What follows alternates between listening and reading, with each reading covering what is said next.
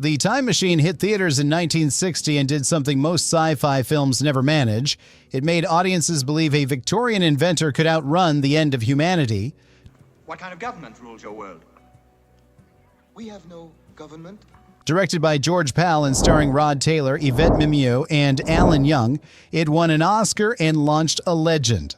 Today we're counting down 15 facts about the Time Machine. Stick around for number 1, because the real Time Machine didn't survive the decade, and what destroyed it is the most fitting ending this story could have had. 15. The machine started as a barber chair. Nobody handed George Pal a blueprint for what a time machine should look like. There wasn't one. So when production began, art director Bill Ferrari started where any reasonable person would, with a barber chair. A turn-of-the-century barber chair, the kind you'd find in any Victorian shop. From there, Ferrari sketched a sled-like design and added a control panel at the front. Pal liked it. Then came the question of movement. How do you show a machine traveling through time when it's just sitting still? Ferrari's answer was the large radar-like rotating disc mounted at the rear. Cinematographer Paul Vogel added colored lighting gels, clear for daylight, pink for dawn, amber for dusk, blue for night, so the audience could feel the world rushing past. A barber chair became one of cinema's most iconic props. 14. Pal wanted a British star, then changed his mind. When George Pal first imagined the man who would sit in that machine, he pictured someone older, more refined. He considered David Niven. He considered James Mason. Both were British, both were polished. And both fit the image of a cultured Victorian inventor surrounded by candlelight and skeptical dinner guests. Then Pal changed his mind entirely. He chose Rod Taylor, an Australian in his early 30s with a physical confidence that Niven and Mason simply didn't have. Pal wanted George to feel less like a drawing room intellectual and more like a man who would actually climb into an untested machine and floor it into the unknown. Taylor was already Pal's first choice after a series of lunches where they discussed the project over rough sketches. It was Taylor's first lead role in a major film. Pal bet on him. The bet paid off completely. 13. The lead actress lied about her age. Yvette Mimieux was 17 years old when filming began. Not 18, not almost 18, 17 under California labor law. That made her a minor on a professional film set, which meant restricted hours, mandatory supervision, and a scaled-back shooting schedule. Mimieux solved this problem simply. She told George Pal she was 18. He believed her. She worked the full adult schedule throughout production. No restrictions, no supervision requirements, nobody asking questions. It wasn't until later that the truth surfaced. By then, the film was already in the can. Mimieux had walked in with zero acting experience, misrepresented her age to land unrestricted hours, and delivered a performance Pal would eventually go back and reshoot earlier scenes to match. She lied her way onto a full shooting schedule and then got good enough to make it worth it. 12. MGM rejected her. Pal refused to accept it. Before Mimieux lied about her age, she had a bigger problem. MGM didn't want her at all. Pal had watched her first screen test, seen something genuine in the way she carried herself, an innocence that felt right for Weena, and made her his first choice. The studio looked at the same test and said no. Too inexperienced. Not ready. Find someone else. Pal pushed back. He insisted on a second screen test. MGM agreed reluctantly. Mimieux came back, did it again, and this time the studio gave her the part. There was still one more obstacle. Rod Taylor had his own preferred choice for Weena, actress Shirley Knight. Taylor was openly skeptical of Mimieux and made no effort to hide it. Pal had fought the studio and overruled his own star to get her cast. She had a lot to prove before a single frame was shot. 11. Rod Taylor didn't want her there. Rod Taylor watched Yvette Mimieux arrive on set and did not hide what he thought. He later described her as a kind of strange hippie child, someone who moved through the world differently, who didn't talk or behave like a trained actress because she wasn't one. His concern wasn't personal, it was professional. Acting opposite someone with no screen experience is genuinely difficult. You need the other person to give you something to react to, and Taylor wasn't sure she could do it.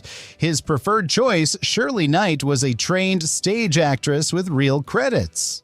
Mimieux had a screen test and a director willing to go to war for her, But something happened over the course of the shoot. Mimio kept getting better. Scene by scene, her confidence grew and her instincts sharpened. By the end of production, Pal was pulling her back to reshoot her earliest scenes because the actress she'd become by the final week made her opening scenes look weak by comparison. 10. The lava was rotting oatmeal. George Pal needed to destroy London on a budget under $1 million. The solution his crew landed on was oatmeal. For the sequence where volcanic lava overtakes the streets, the effects team dyed oatmeal red and orange, poured it across a miniature replica set, and filmed it slowly creeping forward. On paper, that sounds like a reasonable practical effects workaround. In practice, it became a biological hazard. The oatmeal had been prepared days before filming and left sitting over a weekend in high California temperatures. By the time the cameras rolled, it had fermented. The stench that rose off that miniature London set was, by multiple crew accounts, genuinely foul, the kind of smell that follows you home. The crew shot the sequence anyway, working through it without complaint, because the schedule didn't allow for a do-over. That rotting oatmeal earned its place in movie history. The scene still works. 9. They raided Forbidden Planet's wardrobe. With a budget that left almost no room for waste, George Pal made a decision most audiences never noticed. The uniforms worn by the air raid wardens in the 1966 nuclear war sequence were not built for this film. They were pulled directly from the costume department of Forbidden Planet, the 1956 MGM science fiction film. The civil defense officer uniforms had originally served as crew uniforms aboard the C-57D spacecraft. Pal simply repurposed them, same studio, different film, 4 years apart. It was a practical call made under budget pressure, and it worked because the costumes looked authoritative enough that nobody questioned them on screen. Two completely different visions of the future, sharing the same wardrobe. Nobody in the audience ever knew they were watching recycled sci-fi. 8. The growing tree was a painting. One of the most visually striking moments in The Time Machine is deceptively simple. As George pushes his machine forward through time, a tree branch outside his window blooms, grows heavy with apples and leaves, and then withers, all in seconds. It looks like an elaborate camera trick. It wasn't. Visual effects artist Bill Brace painted the entire sequence by hand on canvas. A camera was locked off and aimed at the painting. Then, one frame at a time, Brace rendered each progressive stage of growth directly onto the canvas, leaves unfurling, apples swelling, branches thickening. The camera captured each stage individually. When played back at normal speed, the result looked like accelerated nature. What audiences assumed was a feat of cinematography was actually a single artist, a locked camera, and an extraordinary amount of patience. 7. George Pal built the Morlocks himself. The Morlocks are the reason the Time Machine still unsettles people 60 years later. They were designed largely by George Pal himself, working without an official credit. Pal had a specific vision, not simply monsters, but something that had once been human and gone terribly wrong underground. Makeup artist William Tuttle, who had worked on The Wizard of Oz, brought that vision to life. The Morlocks were built with green latex skin stretched over sculpted masks. Fitted with eyes that lit up electrically in the darkness, the glowing eyes were the detail that made them genuinely frightening. In the dark, underground sequences, that faint light coming from their faces was enough. Tuttle's work on this film would eventually earn him an honorary Academy Award. The creatures he and Pal built in 1959 remain a benchmark for practical creature design, ugly, specific, and completely believable. 6. London was actually California. There is no London in The Time Machine. Not a single frame was shot in England. The entire film, Victorian streets, period interiors, the sprawling miniature cityscapes, was produced at MGM's studio facility in Culver City, California. The budget, which came in just under $1 million, made transatlantic location work impossible. What the audience sees as London is a combination of studio sets, detailed scale models, and matte paintings created by the art department. Director of photography Paul Vogel used lighting and framing to suggest a world much larger than these sets actually were. The production shot entirely between May 25th and June 30th, 1959. Just over 5 weeks to build Victorian England, the far future, and everything in between without once leaving Southern California. It looked like another world. It was a parking lot in Culver City. 5, the sequel scene that haunted George Pal. There's a version of the time machine that goes further than the one you saw. Much further. In H.G. Wells's original novel, George doesn't stop at the year 802,701. He keeps going past the Eloi and Morlocks, past civilization entirely, all the way to a dying beach where giant crabs have inherited the earth. Pal filmed a sequence set in that world, then cut it. The plot didn't have room for it, and the running time couldn't support another detour, but Pal never made peace with that decision. Years later, he described the cut sequence in detail. Rod Taylor and Yvette Mimieux alone on a flat, motionless ocean under a swollen sun, the last two people in a world that had moved on without humanity. He called it beautiful. He said he could still see it. That footage is gone. The world it showed never made it to the screen. And Pal spent the rest of his life knowing exactly what was missing. 4, the film gutted Wells's entire political message. H.G. Wells did not write The Time Machine as an adventure story. He wrote it as an indictment. The Morlocks and the Eloi were never meant to be monsters and victims. They were the British working class and the idle aristocracy. Taken to their logical conclusion, Wells was furious about industrial inequality, about a society that sent one class underground to maintain machines, while another lounged in comfort above. The division between the two species was his argument, not his plot. George Pal and screenwriter David Duncan removed it entirely. The class critique, the evolutionary despair.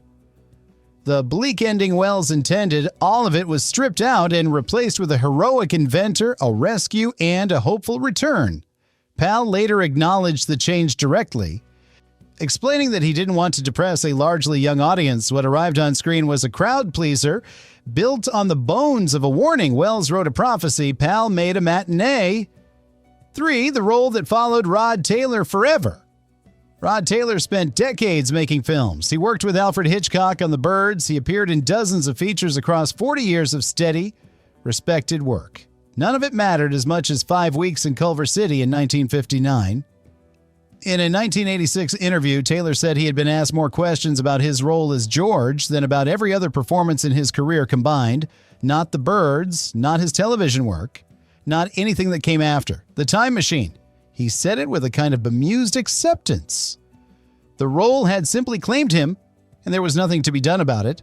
He returned to it in 1993 for a combination documentary and short sequel called Time Machine, The Journey Back, reprising George alongside Alan Young and Whit Bissell. By then, he had accepted what the role meant to people. A man who played a character trying to escape his own time ended up permanently anchored to a single moment in his. 2, the Oscar was won by hand. The Academy Award for Best Special Effects that The Time Machine took home in 1961 is remembered as a triumph of camera ingenuity. The celebrated time-lapse sequence showing decades collapsing into seconds as George hurtles into the future. What most people don't know is how much of that sequence was produced entirely by hand. Visual effects artist Bill Brace painted individual frames directly onto canvas. The growing tree, the changing seasons, the rapid decay and renewal of the world outside George's window. Significant portions were rendered one frame at a time by a single artist working with a locked-off camera. The effects team of Gene Warren and Tim Barr confirmed it decades later. No computer, no elaborate optical equipment, a man, a canvas, and a brush, building the illusion of time moving at impossible speed. One painted image at a time, Hollywood gave that sequence an Oscar. It was really giving one to a painter. 1, The Real Time Machine didn't survive after The Time Machine wrapped. George Pal kept the original production materials, the miniature time machine prop, costumes, physical pieces of the world he'd spent months building. He brought them home to his house in Bel Air and kept them there, personal artifacts from the film that had defined his career as a director. On November 6, 1961, the Bel Air fire tore through the hills above Los Angeles. It was one of the most destructive wildfires in California history, burning nearly 500 homes in a single afternoon. Pal's house was among them. The fire took the miniature time machine, the props, and most of the surviving physical material from the production. A film about a man who escapes destruction by moving through time lost its most tangible remnants to a single afternoon in 1961. The machine that had survived the year 800-2701 on screen didn't survive 1 November in Bel Air. George Pal kept working. He never rebuilt what the fire took.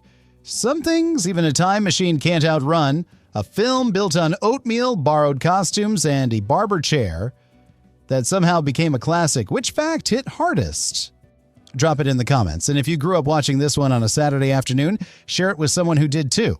Subscribe for more deep dives into the movies that raised us. Until next time.